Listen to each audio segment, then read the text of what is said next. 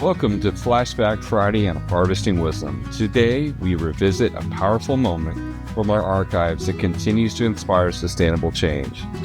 Let's journey back and rediscover the wisdom that shapes our future. Hello, and welcome to another podcast of Harvesting Wisdom. Today, I have a special guest from Rome, Italy, Caitlin Southwick. And Caitlin is the director and founder of Key Cultures and Key Futures. And I just want to remind people of what our mission is, even though it seems like sometimes the guests that we have here are a little outside of our focus in what we do here. But our mission really is to tell the story of individuals and organizations that embrace sustainability, climate smart agriculture, land management, and we believe that those things, if handled right, are the cornerstone to prosperity and a healthy, thriving planet, and for the next generations to come. So, welcome to the podcast, Caitlin. Appreciate you being here today. Thank you so much, Mike. It's my pleasure to be here. Thanks for having me. Yeah. So we're at the start of our day. You're at the end of the day. So I'm groggy and I don't drink coffee. So, and you're if we don't go fast, you're going to be tired by the time we're all done. So I don't know, or you can look at it and just say, you're bringing my energy and I'm bringing your energy, together. The beginning of the day, the end of the day. So it is, like every place on the planet, a little warmer than it was when we grew up. Yes, it is. I think it's nice and steamy here. Right. We're at about 115 in Phoenix today. How is it in Rome, Italy? I think today was 98, 99. It's going to be about 100 for the rest of the week, though. So with humidity. Yeah. Well, we don't have too bad of humidity. It's not as bad as it is in the eastern part of the U.S. right now. So It's manageable. I'll tell you, especially in these urban environments with people and not a lot of green, that heat tends to stick. So it is hot here for sure. And you've got buildings that are 1,000 years old over there that probably don't have air conditioning. Oh, no, air conditioning is not a thing here in Europe. No, we don't like air conditioning. Fortunately, though, these buildings are built to kind of keep cool. So actually inside most of the buildings, since they're made of stone, they tend to insulate quite well in the summer. Not in the winter, but in the summer, they stay cooler, which is well, in the winter, you can throw a coat on, right? There you go. It's interesting. To get that air. As I was looking at, trends of global warming and cycles on the Earth have been going on for millions of years, right? And we get an extinction, I think, every 27 million years. And it's just kind of a natural process of warming and then freezing and cooling. And what's interesting, though, is this last cycle, these last couple thousand years, we've been conditioned for cold. And so organisms, including ourselves, are really conditioned more for cold than this heat that we're starting to come up with. So it's interesting how organisms will migrate and or just die off, and that's kind of part of the process. And even though these cycles have gone on and on and on, it's pretty much documented that humans have caused, with the burning of fossil fuels primarily, but also with the mining and with agriculture, we've taken what is a natural thing and we've accelerated it about 10 times. The only issue with that is that 10 times that acceleration doesn't give us, as species, different species, time to move. Like if a group of trees were growing at a certain elevation, for them to migrate up to a cooler elevation is harder and harder because of the speed in which things are happening. But these are all things you know.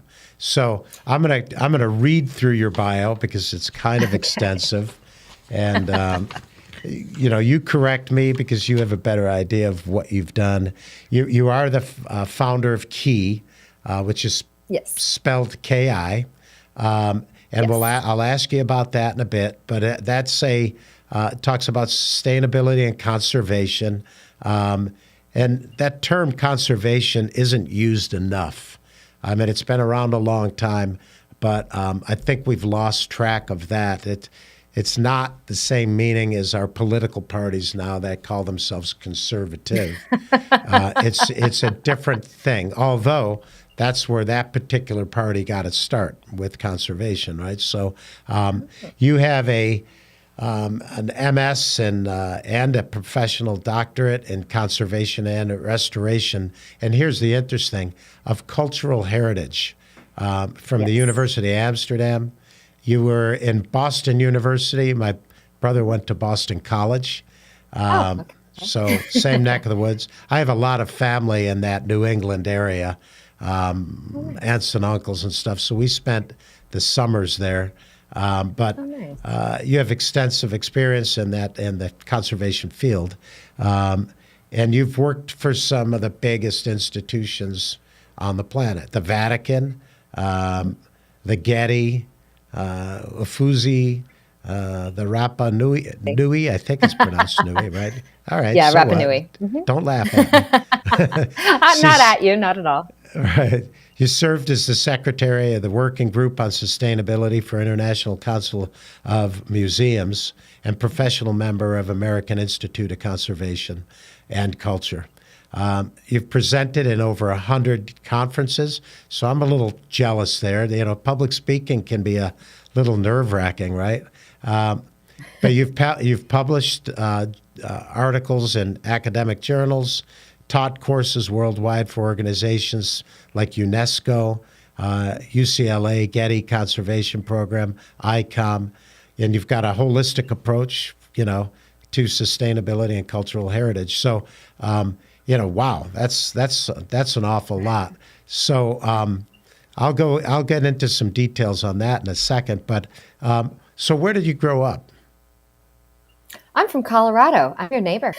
Oh, okay, great. So were you a skier, snowboarder? Oh, of course. No, skiing. Absolutely, skiing. I've been skiing since I was 3, and I was very fortunate to grow up kind of in the foothills. So are you skiing in Europe quite a bit? Yes, I ski in Europe, but I'm not gonna. It was always kind of a dream of mine to ski in the Alps. I always thought that was so amazing. But I'm a Colorado skier. I have to say we've got the best snow in the world. So no, shout out to Utah does, but I do ski Colorado every year. But Winter Park. But I go to Europe every year and ski. To me, it's that. Well, I'm wherever you are, you want to be somewhere else, right? The grass is always greener, but. When you can go to Chamonix Valley or Austria or up into Italy, I get to eat all that food and all that wine that's from that area, and it's just culturally different, and the areas are breathtaking. The snow, because of global warming, I think is hitting Europe harder. That's my personal belief, but I have managed. The nice thing about climate change is it's just what that means is erratic, right?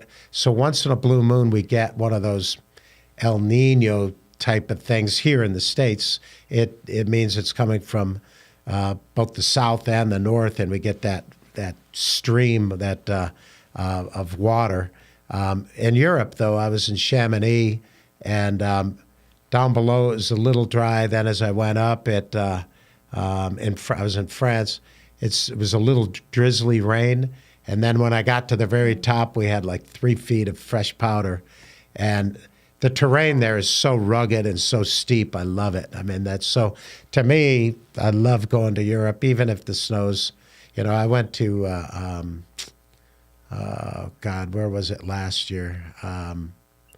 Outside of Barcelona, Andorra, and what an amazing place, but no snow to speak of. It looks like man-made, and I'm looking at this beautiful mountain just saying, wow, this would be great if we had a ton of snow there. But, yeah, so someday we'll have to meet up, and you can show me your stuff. You started at 3, so yeah, I've been skiing quite a bit myself. But that's part of, the environment, right? And that's part of, like, people who grow up in a mountain environment do have an appreciation. As you're going up that mountain, you're seeing everything is changing, and you have all this different weather and the snow, and really the only way to really experience that, I mean, you can hike, but to cover more territories if you're skiing or cross-country skiing. And so I find that to be, it's the same thing, weird as it is with hunting or fishing.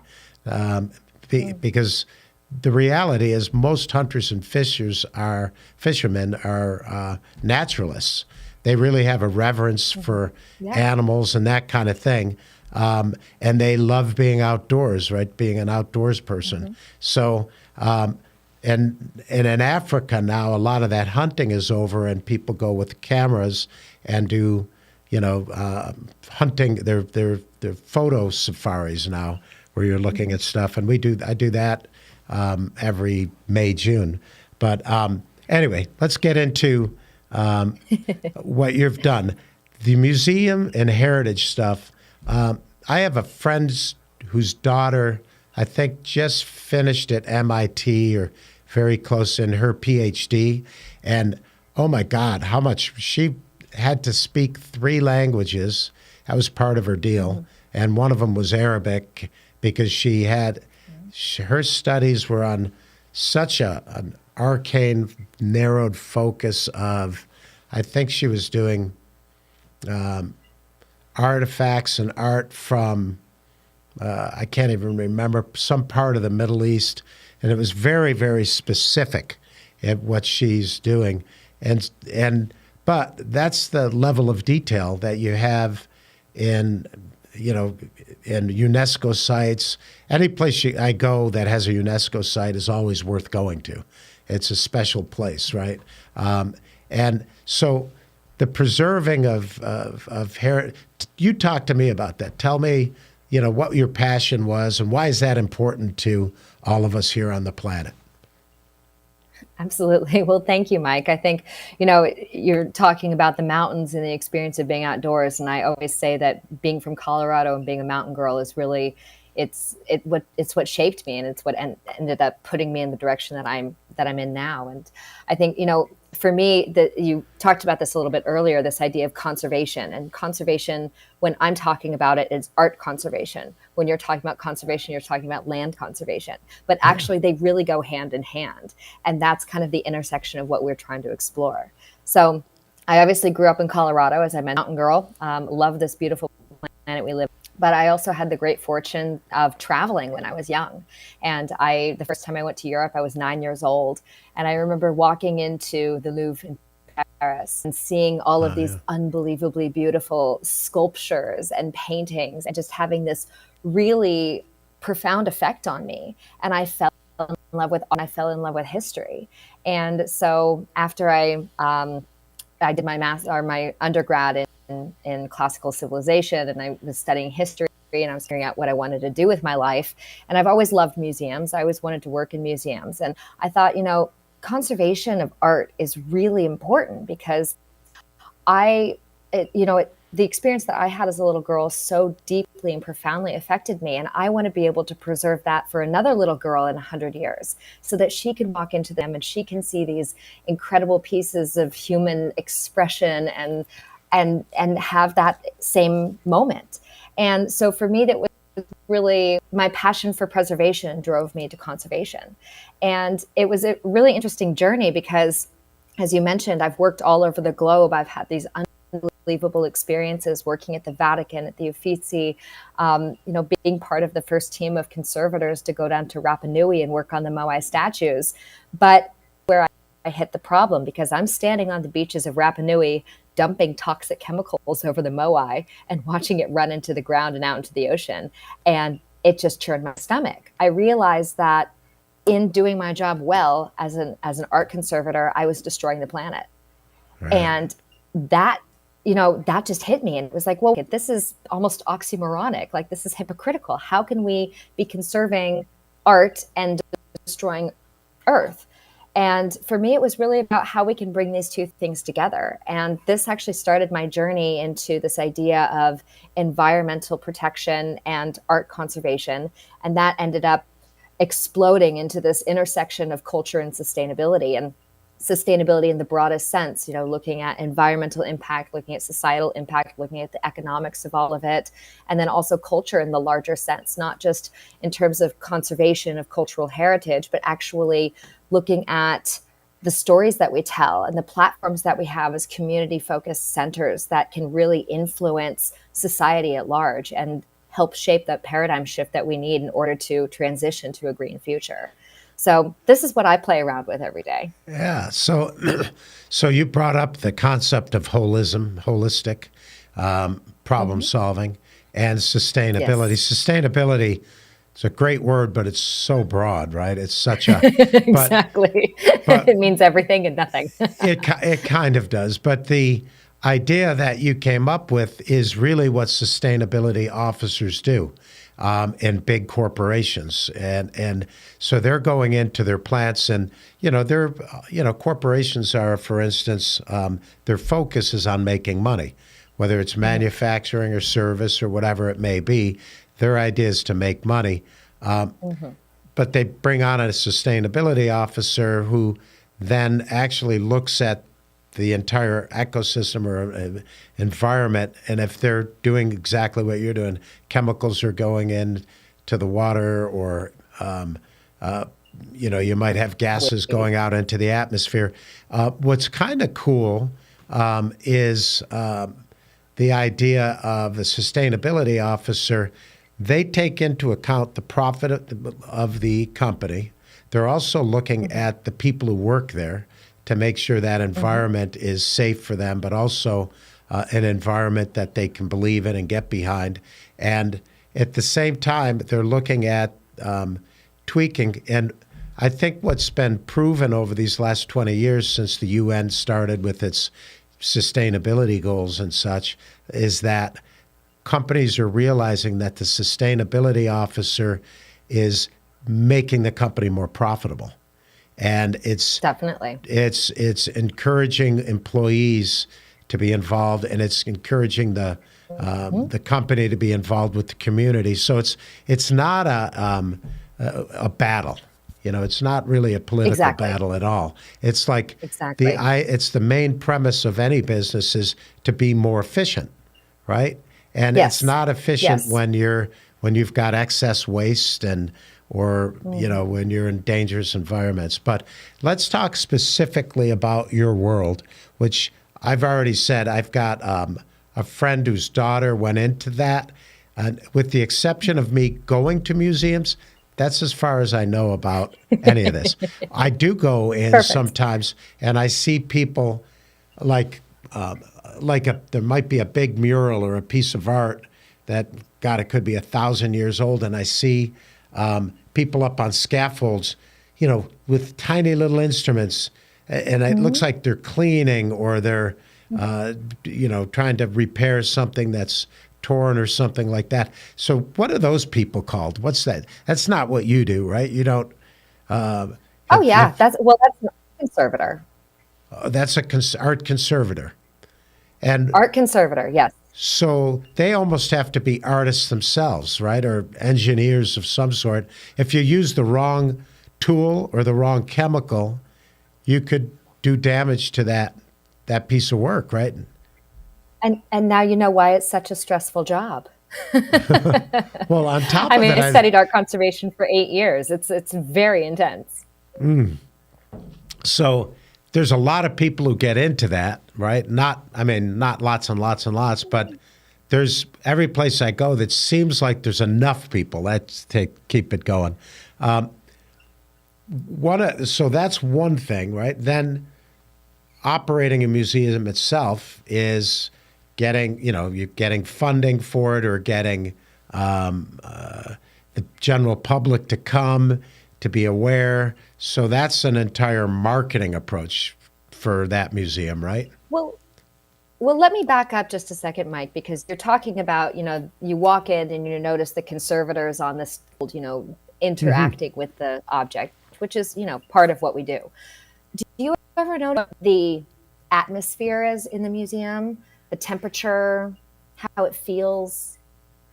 Well, it depends on the museum. I hate to say it, but it's Okay. most of them seem a little dark and they Okay. seem a little cool. There's a Uh-huh. humidity level it's not extremely dry. So what you're talking about is the interior climate, but I we're am. talking about museums that are buildings like an old cathedral or something like that that are designed and built. They took 1,000 years to be built, and that was 2,000 years ago or 1,000 years ago, right? So the HVAC systems had to be put in, and I would imagine in recent times, right? Well, I would say that most cathedrals don't have HVAC systems in there, but they also wouldn't have collections in the same way that a traditional museum has. So Okay. let's talk about museums in the United States for just a second, because I think that might be Okay. a little bit easier to, 'cause, we can do apples and oranges a little bit later. But I think what is really interesting about conservation, and one of the projects that we're working on right now specifically addresses this, is that conservation is very material. As you said, you see the conservators on the scaffold, with their little tools and meticulous and everything. But conservation is about preservation. And it's not just about repairing damage, it's about preventing damage in the first place. Wow. So Okay. there is a concept called preventive conservation, which is the whole idea behind making sure that nothing is going to happen to the objects. And there's a piece of this that is related to climate and climate management. So this is temperature, this is relative humidity, that's the lighting, it's Yeah. pests, it's all sorts of different variables around where the object is being stored or displayed. And one of the problems we have in the conservation world right now, which is one of the biggest issues, is that when HVAC systems were invented and started being installed in these museums, there was some research done in the 1970s in London that basically said, okay, well, for our collections, how is this going to affect them? Where all of a sudden, our paintings are happy they are. We're going to implement these HVAC systems that are going to change the climate. How are our paintings going to react to that? So they did some research. They made some recommendations for their museum. And there was a little bit of a misunderstanding, and everyone in the world thought those are the standards and those are the best practices for preservation conditions for museums. So all of a sudden, every museum were rushing to implement HVAC systems and install these very, very strict climate control conditions. So for the past 50 years, people have been running HVAC systems at museums at very cold, well, cold if you're in the summer, but warm if you're in the winter. Basically, it's 65 degrees Fahrenheit and 50% relative humidity. Wow. Those are Okay. very specific numbers. And the problem is that that is a global standard. And I use the word standard ironically because it's not actually standard, but people think it is.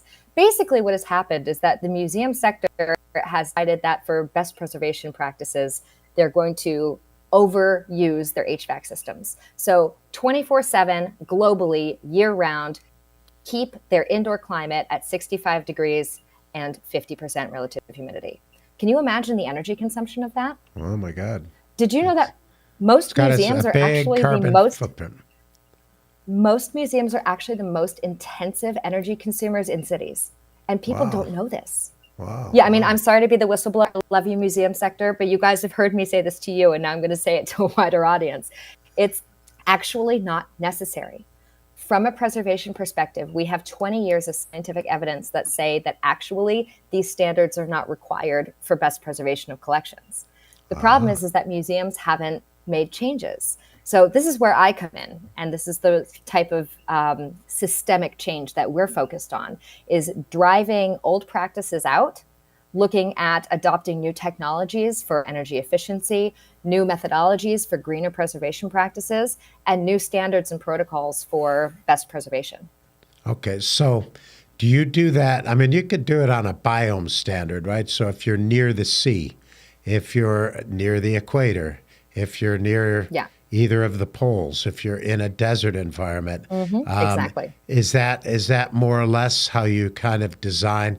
And then the buildings, are not all the same either. They're not as efficient, right? So Exactly. you could have a heat exchange that's 6 times a day in one, and one that has one heat exchange in the other, right? So it's almost like you got to be a bit of an architect to figure this stuff out.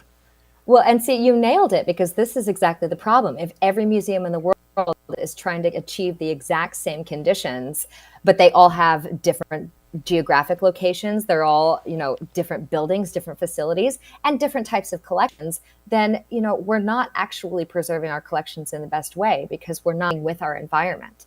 And what's so interesting is that you look at museums in South America, you look at museums in Africa, you look at museums in Southeast Asia, museums that don't have access to energy, and they're still preserving their collections just fine. Thank you very much. So it's really the West museums that have this problem. I was just a couple of months ago, I was in Zimbabwe, and they had a natural history museum, which was really phenomenal, because it was probably built in the 50s, I would say, 40s, maybe 30s, out of somewhere in that range, right? In the heyday of Zimbabwe, when it was a colonial power, I guess. But the building is a cool building. I went there, very few visitors. It's not very well maintained. But Sorry. Oops, we got a friend on the podcast. What's a boy or a girl? Sorry, that's Max. He's going to bark for a Max. second. You want to come say Hey, hi? Max. This is Max. Hello, Max. How do you like the heat over there in Rome? Max gets to eat Italian food. He does. Lucky He's boy. Very, very lucky boy. Sorry, I'll mute myself while you finish your thought. He finishes barking. Okay, so we were in there, and it didn't get the use that I would like to see it getting. But and then I could see, place needed a coat of paint.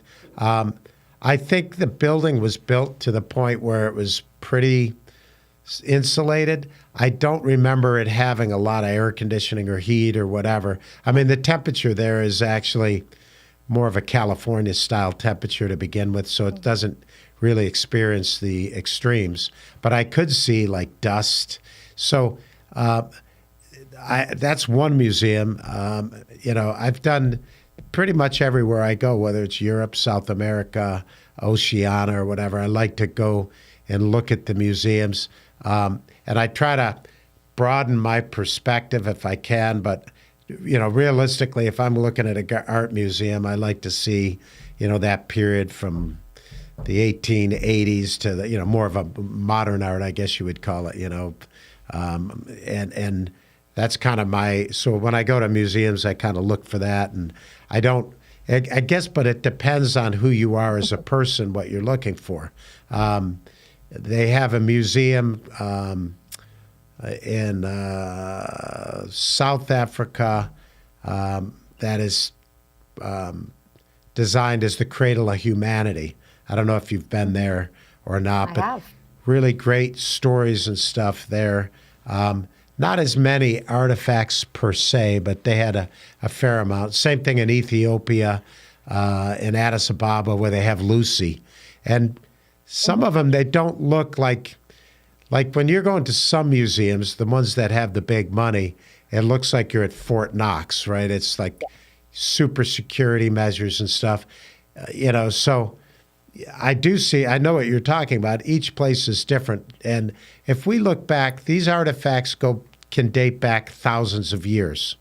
Exactly. We haven't really had this idea of chemical avalanche that we have since the Industrial Revolution, or the idea of, the global heating effect and different gases in the atmosphere and stuff like that.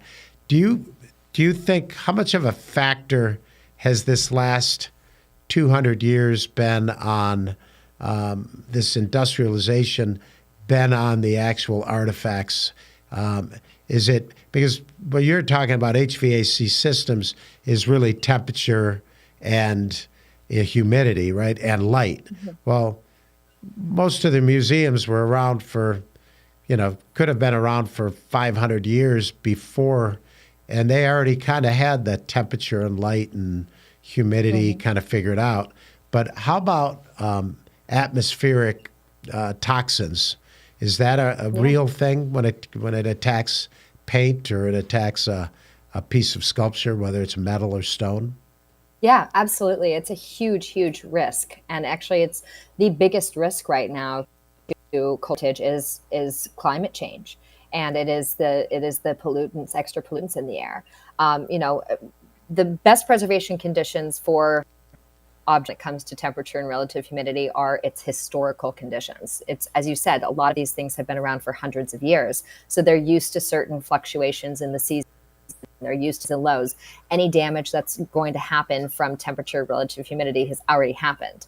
But now that we're seeing new highs, new lows, more extremes, more fluctuations, then that's when we start to have a risk of increased damage. So it's not only dangerous from the perspective of flushing money down the toilet by running your HVAC system too much, but actually you're contributing to the problem, which can exacerbate degradation of these objects. And you also mentioned the pollutants, and that's a huge issue as well. I mean, when you're in a city center and you look at a stone sculpture and it's got black on it, that's CO2. That's carbon dioxide. Sure. That's the pollutants basically embedding themselves into the stone. And as a conservator, we have to remove that, but then it removes part of the stone. So it's not to mention things like coastal erosion having a huge effect on built heritage, not to mention all of the degradation of outdoor sculptures. So it really is the most dangerous thing to conservation practices today. So in addition to heat, to heat and humidity and lighting, I think most museums are set up. They understand that UV lights are not the greatest thing for, right? So that's not as big a deal, probably, because most museums intuitively knew that and always have, right? But how about like filter systems then? Like, is that a big thing? They all have them. And do you have to monitor the inside environment? Yes. This is what people don't realize with all the chemicals and everything else, that there's more pollutants in a building than there is outside, right? Yeah, because and we saw this during COVID, all of the air filtration. Right. Yeah. Right. So, but most of these museums don't, well, I shouldn't say most, but a lot of the pollutants inside come from weird chemicals that were used for the carpet or for the paint or for the furniture. Older museums might not have any of these modern things in them, so they might be safer because because basically all museums will be using museum grade everything. So you'll be using museum grade paint that does not off gas. You're going to be using certain carpets that are very specifically designed so that they do not release pollutants or chemicals. So no, we've thought about this. We've been practicing this for a long time. Museums are very ahead when it comes to this. And actually where the pollutants come from is outside. If you're in a museum setting, the majority of pollutants are coming in with the people and the HVAC systems, which is why that there has to be filtration in there. But when it comes to a museum environment, because the indoor pollutants are so low, that's not a threat. It's the biggest threat for pollutants are outdoor. That's good. Heritage, yeah. But people come and go. That's not good for the outdoor heritage, but museums, we've thought about all of this. But you know what? It's not something brand new, right? I mean, back when cities were burning coal and kerosene, the city of Chicago was known as being dark. Like all cities were dark. London. Over 200 years ago, there weren't any city parks. There was no pavement.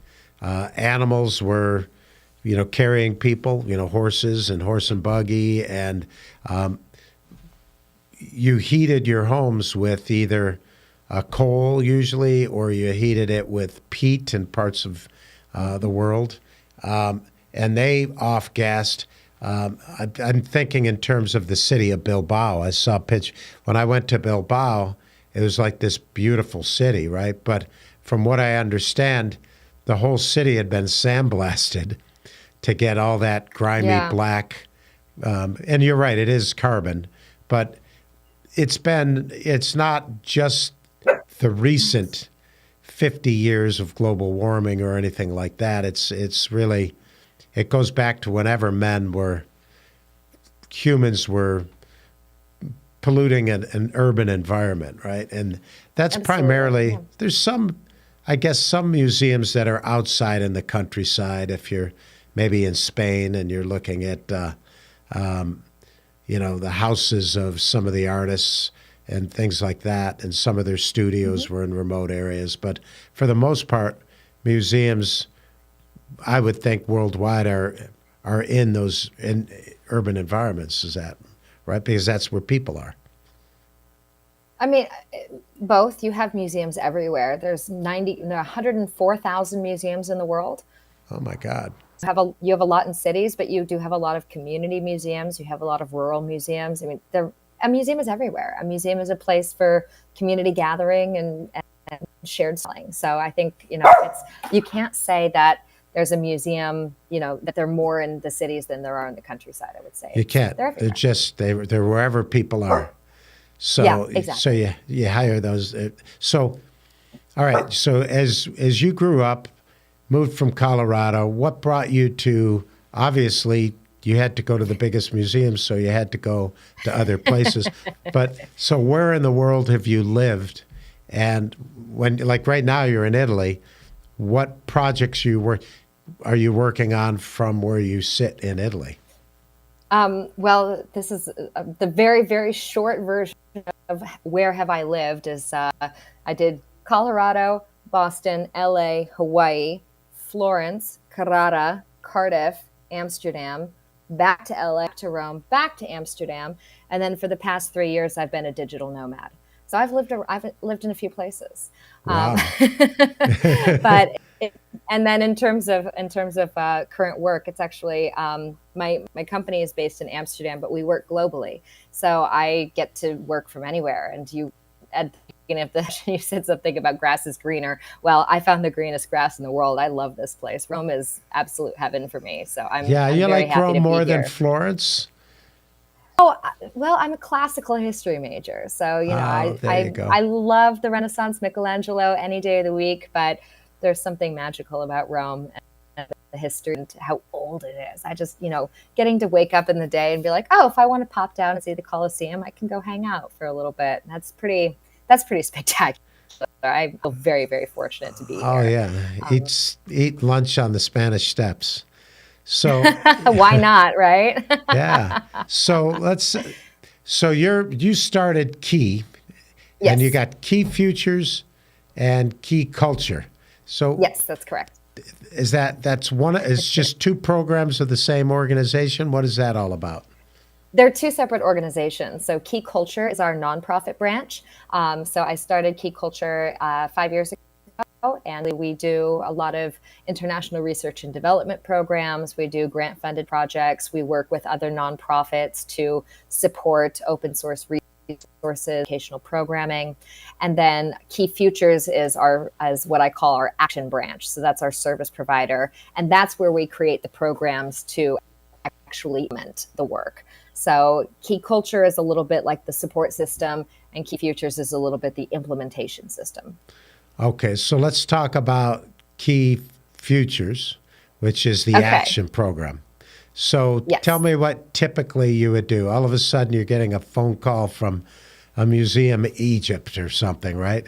And so some of that you can handle digitally, but walk me through a typical project that you guys work on. Is there anything such as a typical project? That's a great question. I wouldn't say there is a typical project, but I think that we have a specific that we try to implement in all of our projects. So when we first started looking at the bottlenecks basically for the cultural sector engaging profoundly with sustainability, we really saw that there were kind of three big issues. The first one was a lack of information. What's really cool about cultural set. Everyone wants to be sustainable. I mean, conservation, it's just kind of in our nature that we want to preserve things, and the planet is a very big part of that. But we don't really know how. Sustainability is not part of conservation education. You don't go to art history school and learn about, circular economy. So there was a lot of confusion around what sustainability is, what it means to culture, and kind of what with it. So the lack of information was a big one. And, I always think education is empowerment. And so that was really kind of our first entry point. The problem was a lack of time. And you spoke a little bit earlier about this, holistic approach to sustainability and how people, can implement in corporate environment. But for me, it's really just, everyone's job is a climate job. And people need to see that it's not about compromise. It's not about changing what you do. It's about upgrading. It's seeing things through a new lens. You're always going to be doing the same work. But if you do it from the perspective, I always say, put on your sustainability glasses. And if you look at it from a climate perspective, then you can all of a sudden start seeing opportunities for improvement, and improvement not only from an environmental perspective, but as you said, efficiency. Looking at sustainability is always more interesting financially as well. So this is really where there's so much opportunity for engagement, because this speaks to everyone, whether you're talking dollars and cents or whether you're talking about CO2 emissions. And then the last one was really a lack of communication. The biggest deal in my mind is that we have all the answers for sustainability. We know how to be sustainable, but people aren't doing it. And I think the biggest reason is because they don't know what those solutions are. They're not hearing about what they're doing. They're not getting inspired. We're not talking about it. And consequently, it's not in the front of our minds. So for me, it was really about looking at how we can make programming that is going to have bigger impact. So we're very specifically not a consultancy. We actually work more with systemic issues on a holistic global scale. Like the issue of climate control is, I would say, a prime example. In last year in May, we launched a program called Climate Control, and we partnered with the Danish Museum Association and 10 of their member museums. And we basically created a program that included coaching, training, workshop, and collective action. And we were able to support these 10 museums in guiding them through the process of updating their climate control conditions. And it's been successful. And it's been really exciting to see. I mean, some of the museums have already saved 50% on their energy consumption. Wow. And it's just absolutely amazing, because this required no investment in museums. It wasn't, go in and change your HVAC system, or you need to re-insulate your building. It was all about just knowledge, and it was all about communication. So this would be what I would say a typical project for us. It's finding a systemic issue that needs to be addressed holistically, collectively, and collaboratively.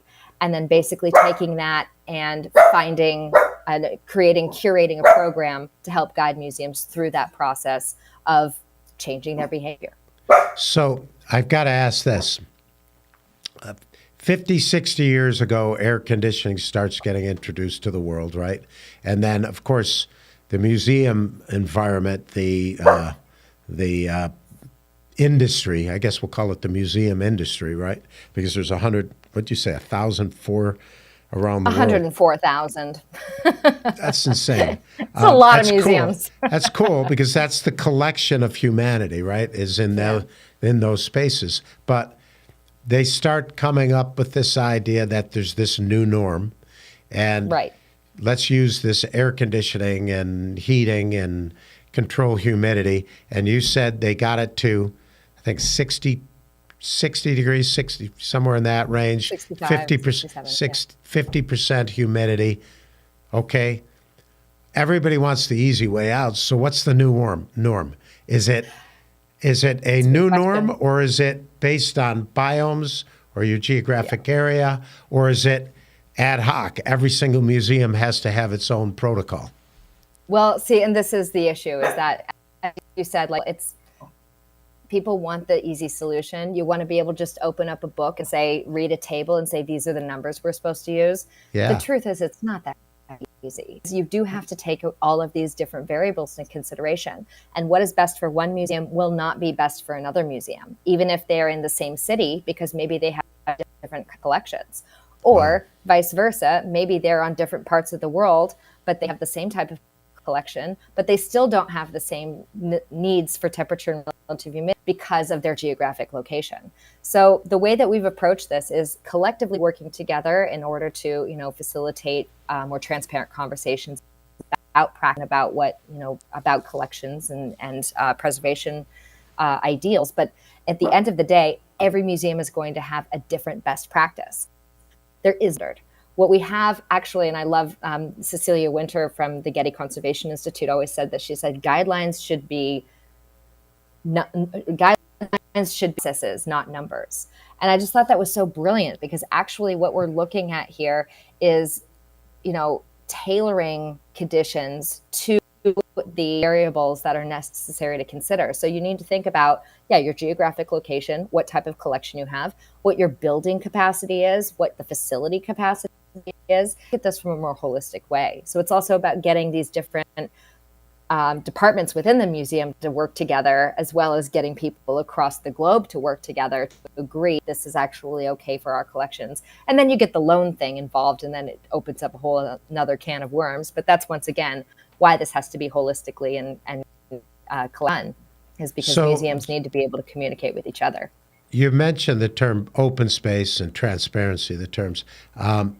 Is there an online forum? And is there, I imagine there's different groups, and you were one of the members in the sustainability group.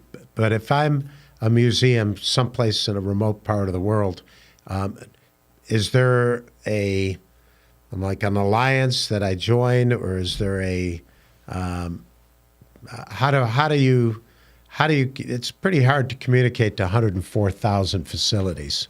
So, and I know you've written some papers, but I imagine those papers were very specific about the project you were working on, right? So it depends on the paper. So are you in the middle of a book that talks about an approach, or is that, or the educational facilities, which are all PhD level type people at that level, right? Mm-hmm. Is there some kind of coordination that's going on? How is this new transformation?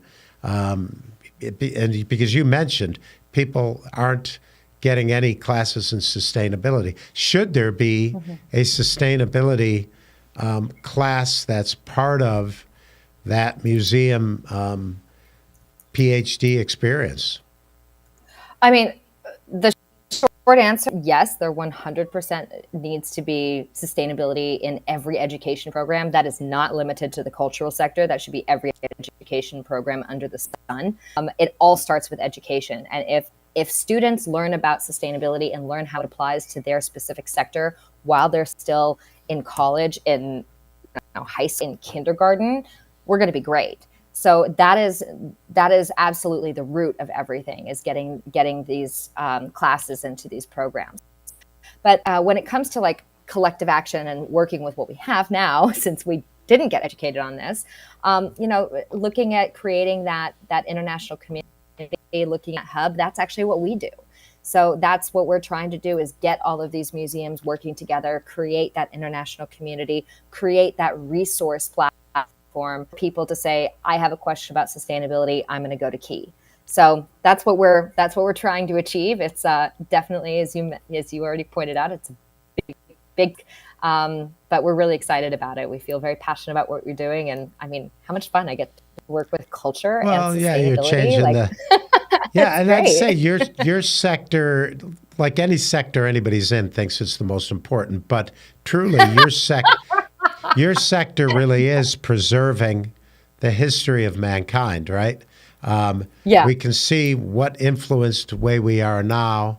Whether it's in building or in engineering or in art or whatever, it's literally that preservation. So you guys have a task that is almost divine, in what you're doing in that. And we think so. Oh, I'm sure you do. But I'm sorry, it's not. I guess one thing I would wonder is, tell me a couple of horror stories that you've seen. You don't have to mention the piece of work of art or the actual museum per se if you don't want to, but what have you actually seen as a true effect that you would attribute to these new chemicals that are entering, our lives, or this impact of really extremes in temperatures, humidities, whatever? What have you, besides, of course, like Notre Dame burning down, and I guess they just had another fire in France and another museum. So those things are going to always, that has nothing to do with climate change per se. That's a different game. But what have you seen that you would attribute to these changes that you would say is really a horror story? I guess that's what I'm looking for. Oh, gosh. I don't think anyone's ever asked me that before. I to rack my brain a bit. I mean, we saw the National Museum in Brazil burn down. That was actually from the HVAC system malfunctioning. So kind of ironic. Right. But you see this actually most often. I mean, in Canada, there, the wildfires there, many like community museums that have had to either shut down or were burned down. You see in California, in Los Angeles, Getty Conservation Institute. I mean, they're constantly like having to evacuate because the fires are coming closer and closer. Yeah. So it's really Australia. There's so much cultural heritage that has been burned there because of the fires and then the floods. And Venice, Venice flooded how many times in the past 10 years compared to how many times in the past 100 years. So, we are seeing this happen more and more frequently, and becoming, more and more apparent that this is not something we just have to be reactive to, but something we have to proactively be prepared, mitigating. So I think, yeah, sorry, go ahead. I was going to say, it's one thing, we're talking about individual objects within the museum. You're talking about the whole museum. And it's interesting because with my company, I carry, like, they've got a different insurance that you have to pay for. There's so many categories, right? But my umbrella, one of the umbrella insurances I have for my construction company, this year is the first year where they said, well, we're excluding wildfires. And I'm thinking to myself, they won't insure them anymore. Yeah, they, worldwide, I guess. And and I'm like, well, I've never had a wildfire. We've never caused it. We've never been involved with one. I don't even see. But the idea that the insurance companies, they know. And you can say, oh, there's no such thing as global warming if you want to. But when people who make money all of a sudden start excluding a specific thing, they know that the numbers, the metrics are there and that it's a real deal. But the problem with that is if you are a museum at that point, how do you prepare for that? I mean, you don't exactly want sprinklers going off and spraying all over your products and stuff. And if you're in an urban environment, a fire is a fire, but no matter where you are, it's such an outside, I mean, how much you can do. So what you're saying is that the society at the whole has to be thinking in terms of remediation. And there's a thing called climate remediation, which is very different than the 2050 Paris climate goals. 2050 Paris climate goals really are about fossil fuels being taken over now by renewable sources, right?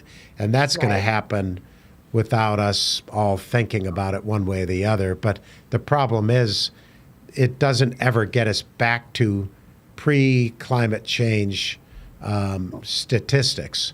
So now we have to think in terms of remediation to get this stuff out of the air and out of our waterways and that kind of thing. So, but you guys are just like anybody else. You're not so you're at this point, you're trying to let people know that it's affecting your industry just like everyone else's. Is that part of that? Well, no, it absolutely is. But I think, and this is, to be honest with you, this is really the approach that I take when I'm talking to museum professionals, is because, sometimes you can feel like, oh, we're such a small piece of the pie. Like, you should be talking to Shell and BP, and we should be tackling the big polluters. We're museums, we're doing good for the world. But actually, what's so powerful about this transformation of the sector is that it's not just about our operations. It's not just our carbon emissions or our energy consumption. What it's really about is the leadership role that the cultural sector has within society. And what it's really the power of art and the power of storytelling and the way that we can actually help influence and inspire communities and anyone who steps foot into a museum to engage with and care about climate. I mean, 104,000 museums in the world. Can you imagine if every single one of those had an exhibition on climate change? Wow. We trusted institutes of learning and knowledge. People don't walk into a museum and look at, one of the placards and say, "Oh, that says it's a Rembrandt." I don't think so. Fake news. Like, that's not a thing. We still hold the public's trust. And that is a position of unbelievable power and unbelievable responsibility. So we need to be telling the stories about sustainability. We need to be talking about social justice. We need to be highlighting climate, but also we need to be painting pictures of a hopeful, green, just future. And that's what's so exciting to me, is actually utilizing this incredible opportunity that we have, because I'm sorry to say, but science isn't cutting it right now. So you can have all of the climate scientists you want get on and start talking about numbers and start throwing up, billions of this and billions of that. But for most people, that doesn't quite hit home. And even if it does hit home, it's outside. And as you already said, humans just tend to acclimate to things. It's like, oh, forest fires used to be once every 100 years. Now it's 120 years every year, whatever. It's just new normal. But no, but what inspires us to change is our emotional impact. I mean, the reason I got into culture was because I was so inspired by the art that I saw when I was a kid. And those stories came to life through me through this material interaction that I had at a museum. And can you imagine if we put sustainability glasses on as the museum and start telling stories about a hopeful future and start telling stories about climate that connect with people on that emotional level? What's so exciting to me about this whole thing. There's I don't know if you know much about Buckminster Fuller, but he was an old architect and really had some amazing quotes. But one of my favorite quotes, and I mentioned it on the podcast, and everybody who works with me gets tired of me saying it, but he basically asked a question: whose world is it anyway? Yeah. So, that's what we all have to, as individuals. Yes, we see it getting hot out. Yes, we see fires. Yes, we see change. We know that we're breathing in toxins. We see it all. The question is who's responsible, and we're all responsible, right? And that's the thing. Whose world is it anyway? I only have one more question for you. Well, I could have a million for you, but I'll only ask one more. And that is, you were just in the climate summit. Yes. In your hometown of Rome. Tell me about that experience. Is that the first one you went to, or you've been involved with several of them? Or tell me about your experience there. Well, I've been involved with Climate Reality for, I guess now 4 years. So I was actually part of their first online training during COVID back in 2020. And I have to say, I have never been to, you mentioned it, I've done 100 conferences in the last 2 years alone. So I do a lot of conferences. And I've been to a conference that has more energy and more people who want to meet each other and work together and be friends in this conference. And it's such an inspiring space. And and so basically when I actually moved to Rome about 2 months ago. I just got back. I lived here 5 years ago. But anyway, I noticed I get the newsletter and everything, and I noticed that the training was going to be here. So oh yeah, I obviously want to go to that. So I signed up, and having it in person was just absolutely magic.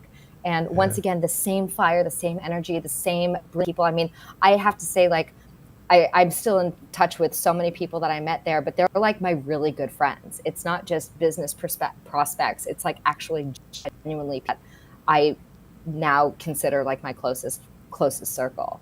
And also, seeing Al Gore live do that presentation, something pretty pretty impressive. I mean, especially he's 76 and he gets up and like basically just boom, boom, boom for 2+ hours. He's just knocking off like stat after stat after stat. I mean, that was really something. Someone leaned over to me afterwards and he said, yeah, if he had talked like that with that during the presidential election, he would have been a shoo-in. Well, he embodied this, right? And this concept, especially at that time, wasn't going to get him elected, unfortunately.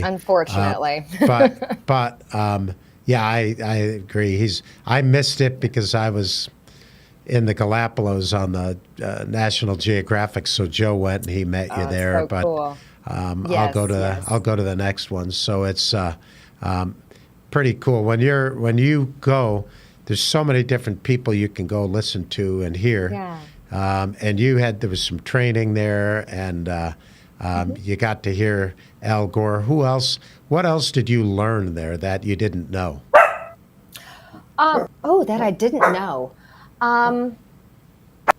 This is my day job, so I tend to stay very closely involved with everything that's going on.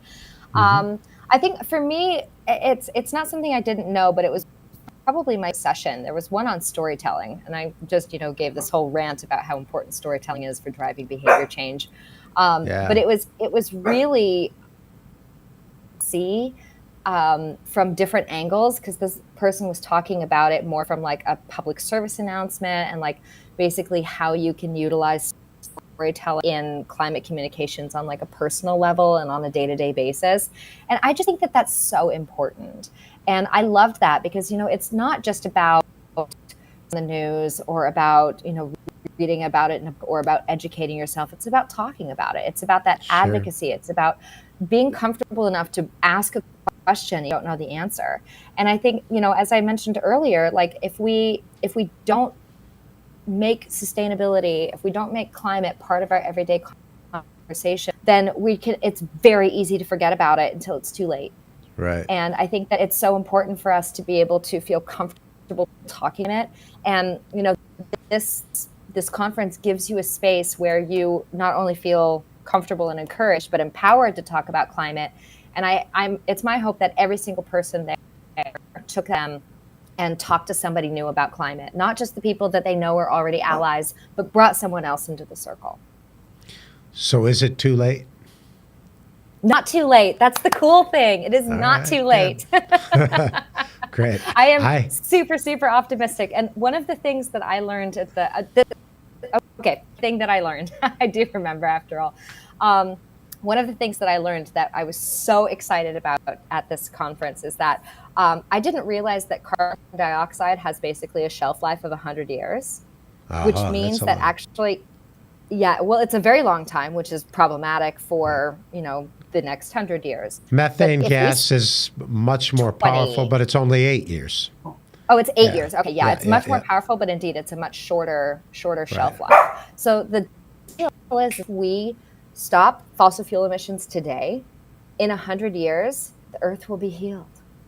And I found that so inspiring, because I just kind of thought that, like, okay, we're on this upward trajectory. So if we stop, we're just going to plateau, and this will be the new normal forever. Because, that's just what's actually the fact that the carbon will actually disappear after 100 years, and the Earth will balance again. I mean, we all know that sustainability is actually about saving our own, it's about really saving biodiversity. That's the question is post 100 years, if we make the right moves, how does the world look? It's going to look different than it looks today.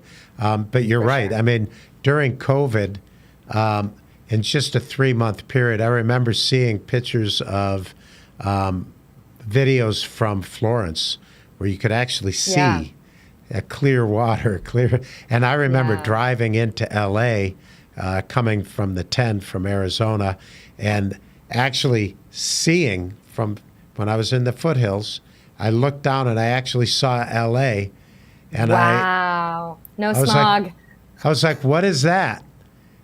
And it was like, it's L.A. There's no way. I've never seen that like that before. Amazing. So that's what, with people who we took a 3-month break and the earth started to heal itself. And I look at population, and the theory now is that population will increase through the year 2050, but they're actually saying within 100 years, population is going to shrink dramatically. And I think that has to do with honestly, I think it's education of women. And that's the primary reason for it. But when it reduces, that the accelerant in all of what we're dealing with is the human, Homo sapiens. So it'll be an interesting world, one way or the other. I won't be there for all of it, but Caitlin Southwick, appreciate you being here today. Thank you so much, and look forward to meeting you at one of these conferences somewhere at some point, or seeing you walking through a museum that I'm in. And I appreciate you're here and your wisdom. And we will obviously on the website, any photos you have and all of your information, it'll be on this video and the links so people can get a hold of you. Fantastic. Well, please do so. I'm always happy to talk more about these things. You can tell it. So just very grateful to be invited. Thank you so much, Mike, for hosting, and thank you to Harvesting Wisdom for having me. It's been a huge pleasure. All right. Well, have a good evening. Thank you so much. Have a wonderful day, and I'll see you over here next time you're ready to go skiing. Absolutely. Take care. All right. Bye. Thanks, Mike. Thank you for joining the Harvesting Wisdom podcast. Click subscribe and like for ongoing insightful conversations. Explore our webpage for show notes and additional resources. Visit our guests' webpage for deeper insights. Your engagement is the foundation of our journey, and until next time, keep pursuing wisdom.